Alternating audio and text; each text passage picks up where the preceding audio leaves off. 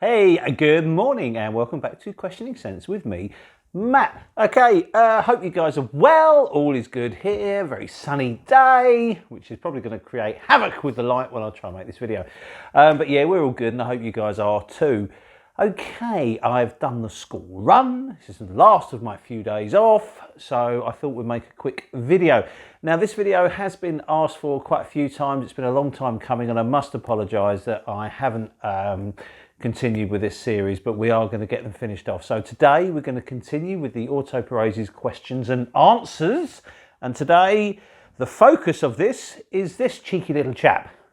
And this is called Stercus from Orto Parisi. And this is probably the most, well, it's certainly the most controversial from the Orto Parisi collection. And that's saying something because they're all a little bit controversial. So this is what we're going to talk about today and hopefully dispel some myths and get to the bottom of what this fragrance is really like and whether it's going to be any good for you guys or not. It came out in 2014 when the collection was launched, so it is one of the original perfumes that came out. And just briefly, if we talk about the perfume itself, it's a woodsy, animalic fragrance. There's some cinnamon, some spicing in there. There's a little bit of patchouli, there's some tobacco, has a slightly leathery dry down at times. But it's quite sweet, and of course it's got a ton of musk in it, and it's absolutely beautiful. But it is a little bit challenging.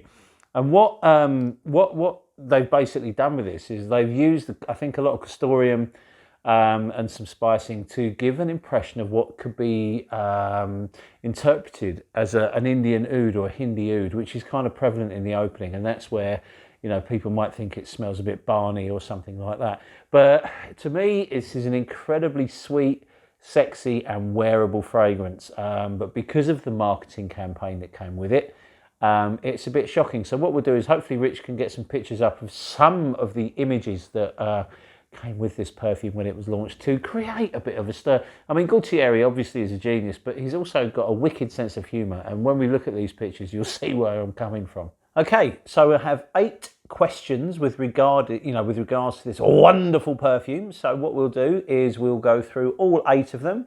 And obviously, you know, if you have any other questions, you know, please mention them to me or email them.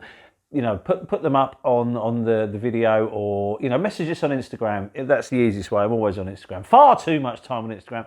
But, you know, if you've got any questions at all, ping them up. Before we get into it, just one thing. If you, you know, want to know anything about any of the perfumes that you see reviewed here, you've got any extra questions or anything at all, please hit them up. And please, please, please don't be afraid to ask about performance.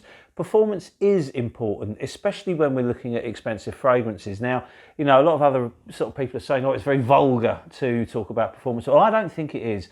I think if I'm paying a lot of money for a perfume, I want to know how long it lasts. I want to know, you know, if it's going to be a good investment or not. If you're spending top dollar on a perfume, it's only sensible to do your due diligence and find out exactly what you're buying before you buy it, and that will save a lot of grief. So you'll never hear me asking about performance is vulgar or anything like that, because I don't believe that. I think it's an important part of the perfume. Obviously, the smell is the most important thing. But the performance of a perfume, how long it lasts and stuff like that is very important to me, and it certainly is to Rich as well. So don't be embarrassed to ask about that. I'm more than happy to answer your questions. Okay, so let's get into the first of the 8 questions we have about Stercus. Okay, first thing we do have to mention though, Stercus as a name, it's the word Stercus effectively means dung, so it's named after a turd. So there you go. That's another part of this crazy, challenging marketing campaign that I think was rather hilarious. Okay, so the first question up is, who can wear it? Well, that's a really good one. I'd like to say anyone can wear it. It's definitely unisex. And I think it's something that's completely ageist. It may appeal to the more, I don't know, the more experienced fragrance enthusiasts, because it is a little bit challenging. I don't think the younger thrusters will probably appreciate it, you know, especially if they're, and I'm going to say, I don't know why I assume that everyone that's kind of under 25 only wears Sauvage, but if you like Sauvage, you're probably not going to like this, because it is a little bit heavier, it's a darker fragrance, it's woodsy, you know, and it is animalic, so it probably won't appeal to those that like a lighter, sort of compliment grabbing, super sexy fragrance like Sauvage or something like that. It's certainly unisex, as I say, probably masculine leaning unisex, but I think, you know, it smells amazing on a woman, it smells amazing on a guy, so no problems there. Possibly would suit the more, you know, the more experienced fragrance enthusiast, shall we say. Okay, next question. Is it a summertime fragrance, which is very pertinent because summer's round the corner? I'd say no, because it's dark, it's heavy, it's woodsy. I'd say it's probably not geared up for the summer, but again, you know, there are no rules when it comes to wearing a perfume. If you're comfortable wearing it, then wear it. I think if you're wearing it in high heat, it might become a little bit too heavy, it might become a little bit too cloying, but you could certainly wear it on a summer's evening, I would imagine, without any trouble. I've worn it all year round, but then, you know, I don't really care about what you should or what you shouldn't be doing. I've worn it on hot days and I've worn it on cold days, and it's been great for me on both occasions. I think on a hotter day, though, you do have to be very, very careful with it because it is quite potent.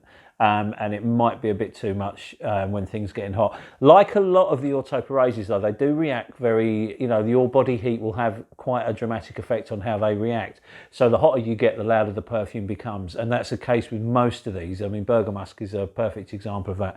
But Stercus can kind of rev up a bit, and it will go through the gears maybe a little bit quicker when you get hot. So you need to be aware of that. So I would tend to, realistically, unless you're a bit mad like me, wear it on a summer's evening, but not on a hot day.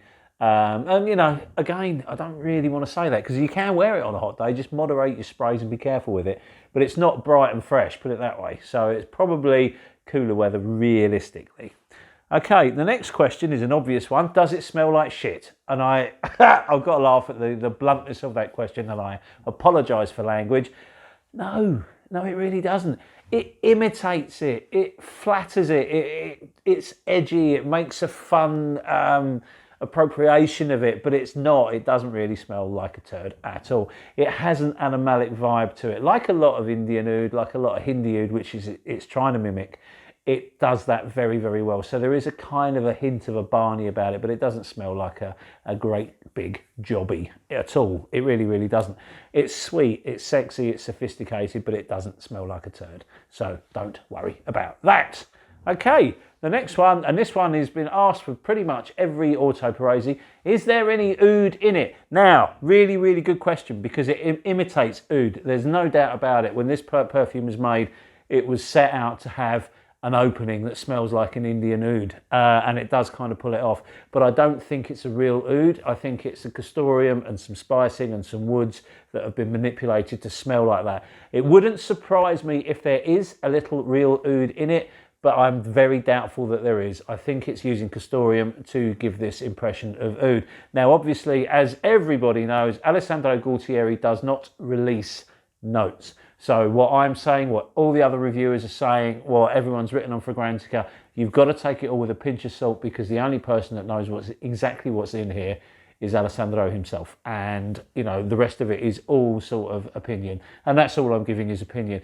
But I don't know if there's real oud in it. If there is, there's probably a small amount, but it does have an oudy vibe to it. So again, I don't think there is. I don't know. There could well be.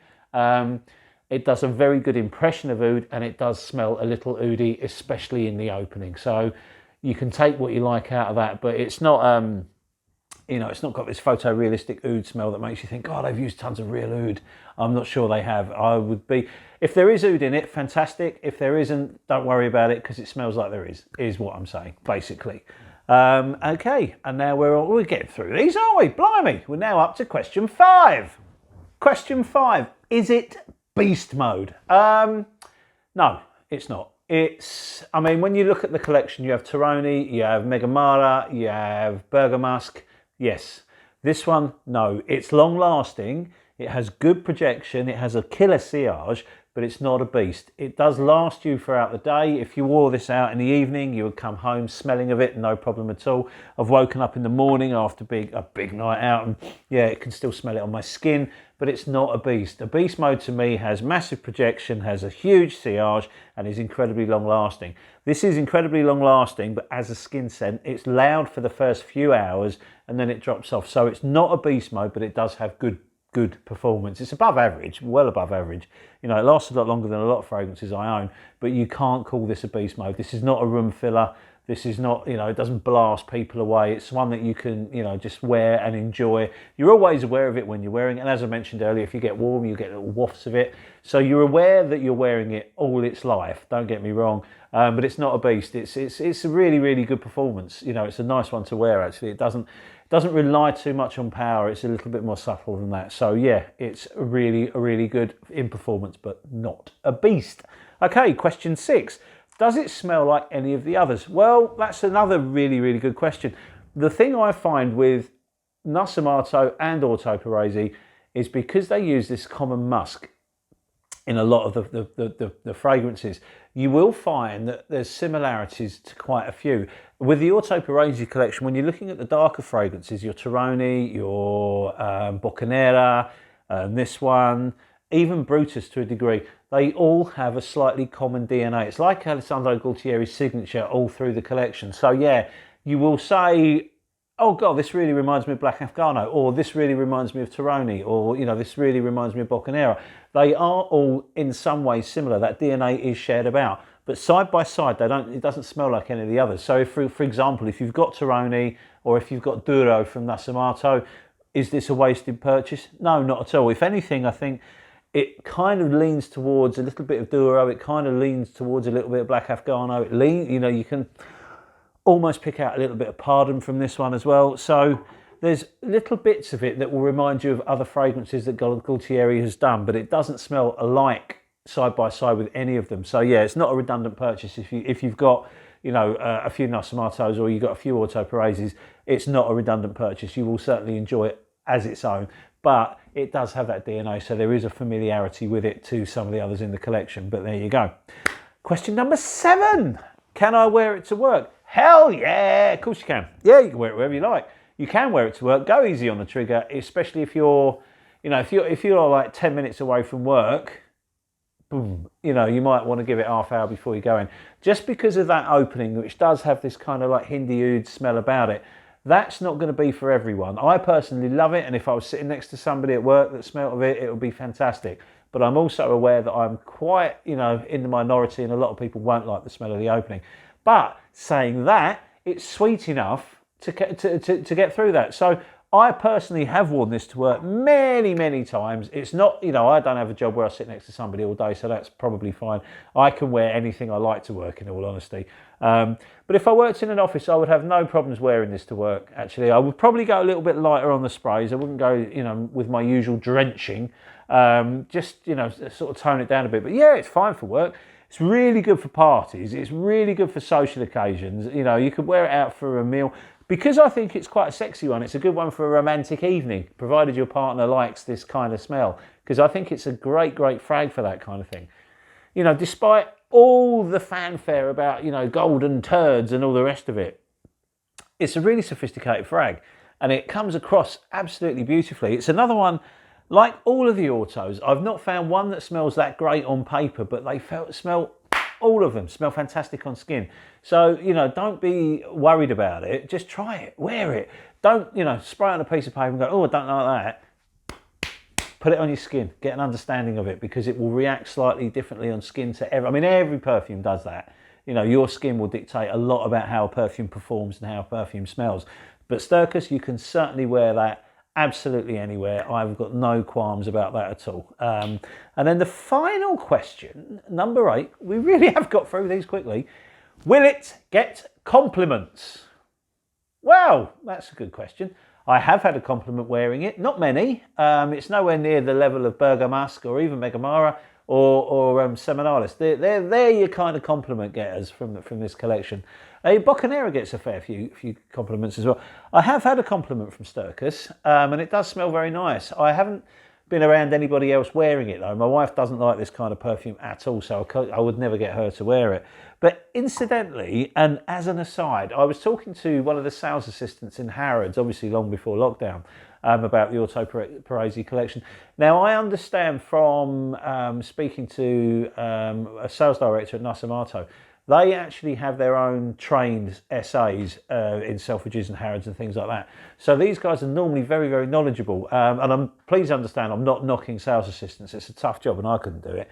But one sales assistant in Harrods was telling me that that's their best selling Orto from their collection, which I find quite surprising because it's certainly not the, I don't know, that genuinely surprised me. I mean, it smells lovely and I can see why, but I thought there would be others in the collection that people would go for, you know, would buy more readily than Stercus.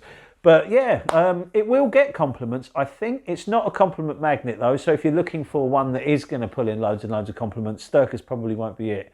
I would again veer towards Berger Musk, possibly Seminalis, you know, Megamara, that kind of thing. But it smells lovely. So, you know, if you do get a compliment wearing it, I would not be surprised, but it's not one that will guarantee. I mean, what perfume does guarantee compliments? I don't know. But yeah, it's not, you're not buying and wearing Stercus for compliments, put it that way. It's not that kind of perfume. It's one that you're wearing to enjoy yourself. And if people around you are fortunate enough to have great taste, and they may compliment you on it, I'm not entirely sure. But it's, you know, it's not a compliment magnet. So there we have it. Stercus. What a blinding perfume. I absolutely love this one. So does Rich. Yeah, just don't be scared of its marketing is what I'm saying. Try it, enjoy it, and you'll love it. If you like, if you've got a bold sense of adventure, this is definitely for you. A fantastic perfume, and one I will always have a bottle of. Anyway, there we go. This has been Orto Parisi Stercus questions and answers. And again, any more questions, please hit us up. If you just want to chat perfume, hit us up on Instagram, and I'm more than happy to answer your questions or have a little natter. Anyway, thank you very much for your time. We shall be back tomorrow with another video. Cheers, thanks, and bye.